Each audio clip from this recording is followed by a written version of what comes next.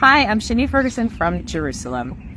Believing what people say, taking people at their word is the topic of today's video because a lot of people are going around the world making arguments for said countries such as Iran and groups such as Hamas, Hezbollah, Lebanon, Jordan, Egypt, and Israel. And the question is anyone listening to what these people are saying? For example, if anyone implies that countries like Iran are somehow oppressed by the West, when countries like Iran specifically say their goal is to wipe Israel off the map, they have their army say death to America, death to Israel as part of their morning routine, we should listen to them. This was the problem in World War II, is people made all these arguments back and forth and no one was listening to the guy who wrote the book saying the Jews needed to be destroyed as the ultimate final solution. Eventually, people woke up. A lot of people died between then and the time of liberation. The question is, before you form your opinion and before your friends are forming their opinion, are they listening to what these people are saying? Because Hamas, in their charter, said they exist for the destruction of Israel. Therefore, there is no such thing as a proportionate response to the guy who's sworn to kill you. If your neighbor says, my goal of existence and moving in here is to destroy my neighbor over there and his family, and all he did was break in one time, the proportionate response is not to the break-in. It's to what he's been saying the whole time, which is he wants to destroy you, which is what Hamas has always been saying, which is what Iran has always been saying, which is what Hezbollah has always been saying. And again, mark my words, they're not just trying to kill the Jewish people. They're trying to kill everybody who isn't them. And if that's you, then you should be concerned about it. You should be supportive of Israel, trying to take them out before they reach you. You're welcome.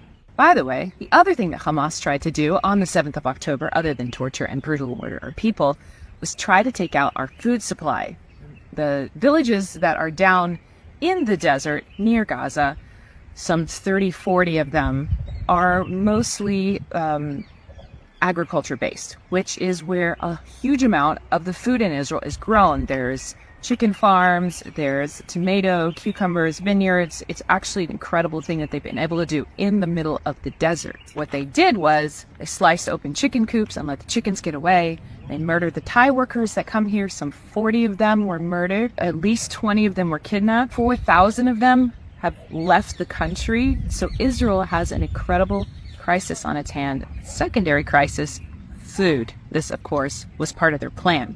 So what we've been doing, what Israelis have been doing, and this is, we're talking doctors, teachers, musicians, people with independent businesses that can adjust their work hours, have been going down, driving down into the war zone area where rockets are flying all day, to the acoustics of explosions in Gaza, have been going down and picking tomatoes and cucumbers, because not only is it a problem now that we don't have tomatoes and cucumbers and whatever else isn't seasoned, if these plants are not harvested properly, the next season they won't grow properly as well. So this is a long chain of events that can go wrong. Again, if you want to be a part of what is happening here, IsraelNeedsMe.com is where you can donate to a sound organization with proven financial accountability. And in the meantime, the Maoist team is either down harvesting south or on the field fighting or handing out humanitarian aid and gear to people who are affected by this war. I'm not going to say it's the safest thing to do, but neither is living in Israel or being a Jew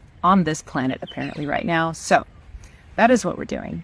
We will fight for our country, whether it is in the military or by harvesting our crops or by raising our kids to not be beasts. Until next time, I'm Shani Ferguson.